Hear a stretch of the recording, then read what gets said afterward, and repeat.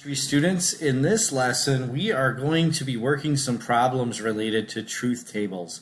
So now we're going to be taking all that knowledge you gained about how to set up a truth table, and we're going to be using it in the context of real problems. But keep in mind, as we set up these truth tables for real problems, we're not going to be adjusting the way the truth table looks based on the problem.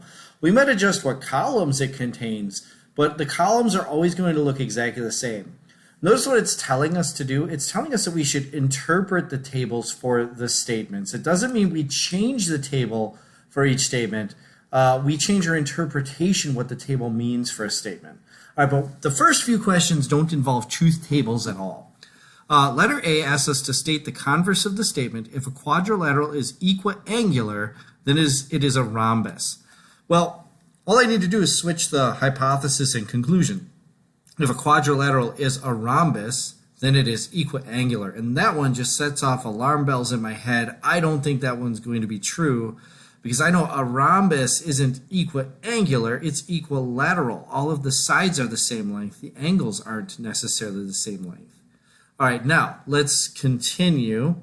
Letter B says, determine whether the statement is true. Well, actually, the statement and the converse are false for this reason I just mentioned. So our first statement, if a quadrilateral is equiangular, then it is a rhombus. Actually, if it's equilateral, it's a rhombus. Most rhombi are not equiangular. Anyone that looks, so a square is an equiangular rhombus. It's the only equiangular rhombus. The moment you start tilting your rhombus so that it's not square anymore, it no longer is equiangular. You'll have two acute angles and two obtuse angles. And the converse is false as well for the same reason. If a quadrilateral is a rhombus, then it is equiangular. That's not true unless the quadrilateral is a square. Squares are the only equiangular rhombi.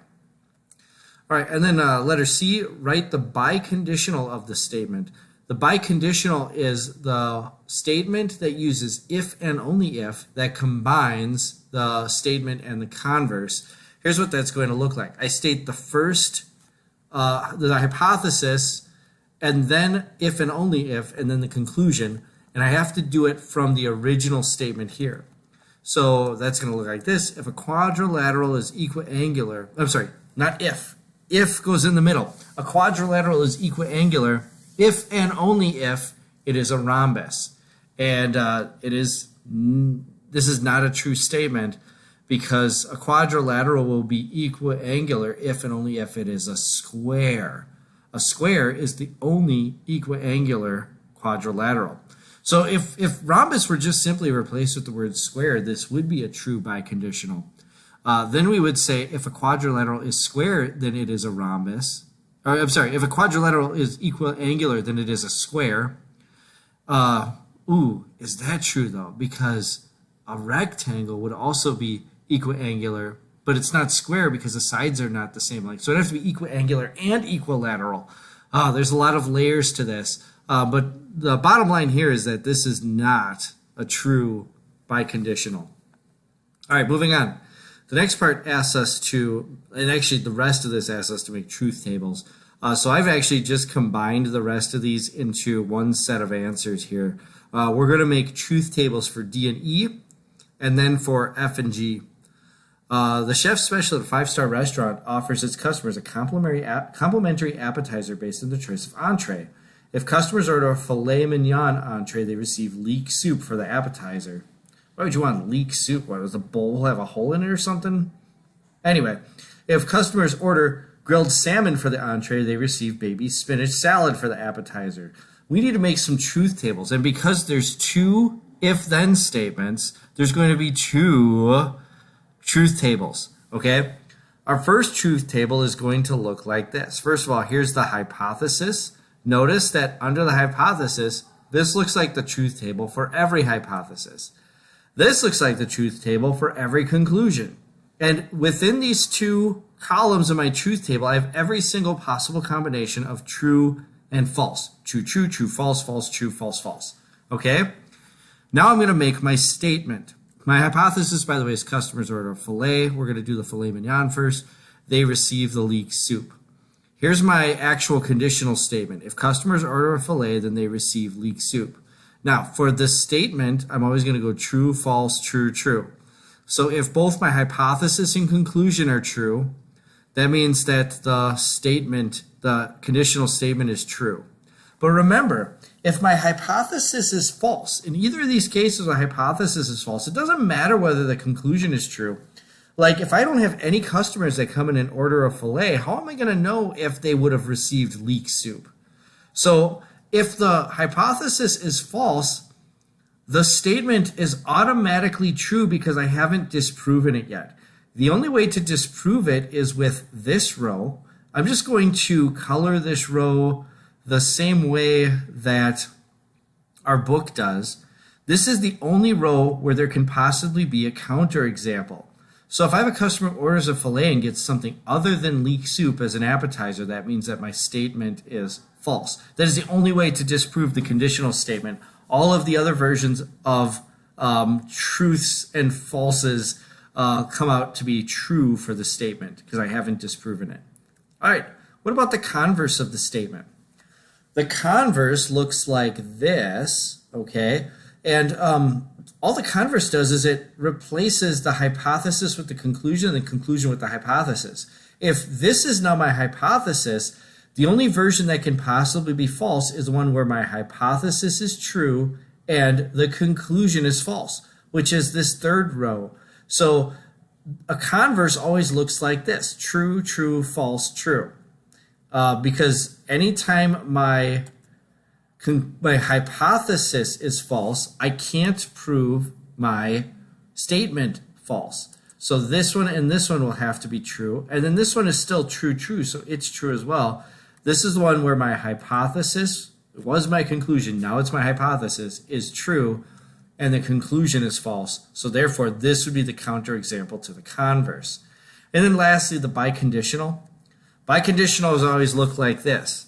And the reason the biconditional looks like this is my statement and converse both have to be true for the biconditional to be true.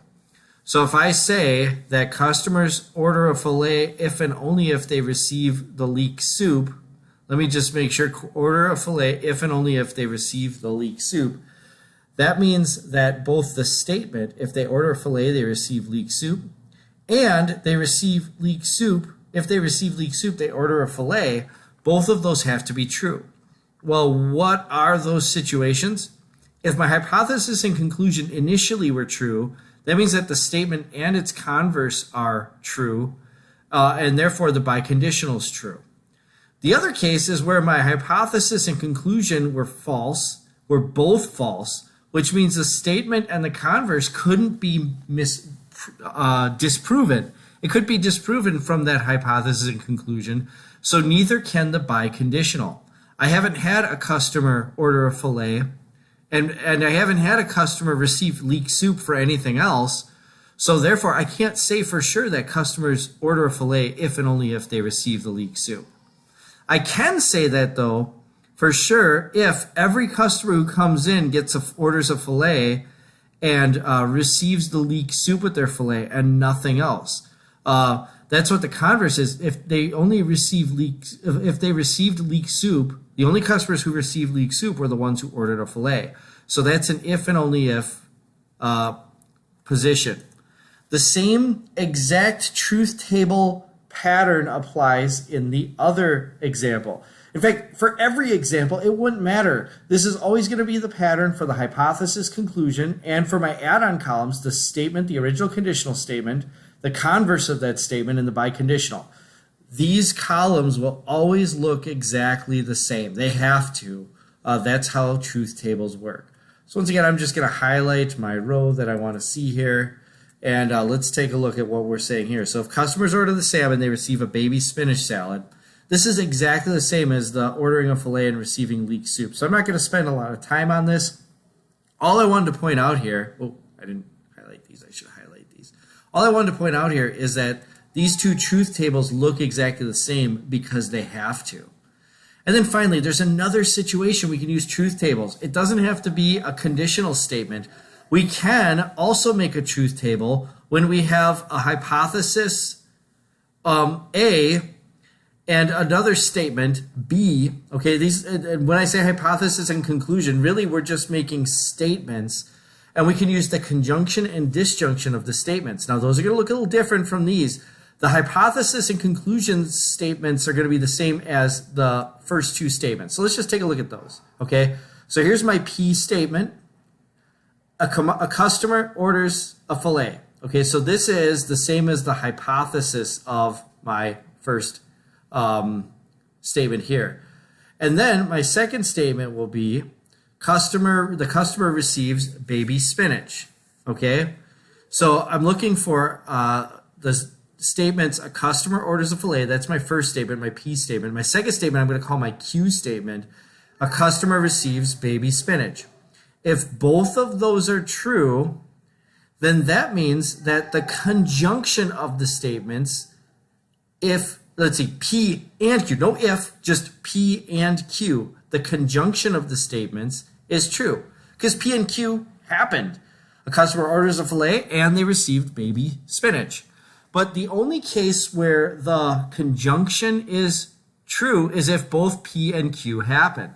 Notice that all other possibilities in my truth table have at least one false, and therefore the conjunction is false if the customer orders a filet and doesn't receive baby spinach, if the customer receives baby spinach but doesn't order a filet, or if neither, the customer neither ordered a filet nor received baby spinach, then P and Q would be false. The conjunction is false. What about the disjunction? The disjunction is P or Q. A customer orders a filet or receives spinach. For the disjunction, only one of them has to be true for the disjunction to have to be true. So if both of them are true, the disjunction is true. If the customer just orders a filet without receiving baby spinach, P or Q have. One of the two happen. And then if the customer receives baby spinach without ordering a filet, then the disjunction happened as well.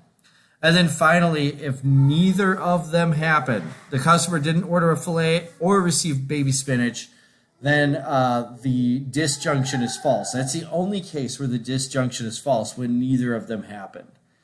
That is how you set up truth tables. Now, what are these truth tables for? They help you identify. The big thing they do is they help you identify situations within a logic problem. In the case of these conditional statement truth tables, they really help you identify what counterexample will disprove the conditional statement. And if you can't find a counterexample of this row that disproves the conditional statement stands. For conjunctions and disjunctions, they help you think through when something is true and when something is false. And now you're ready for lesson 20, numbers 1 through 30.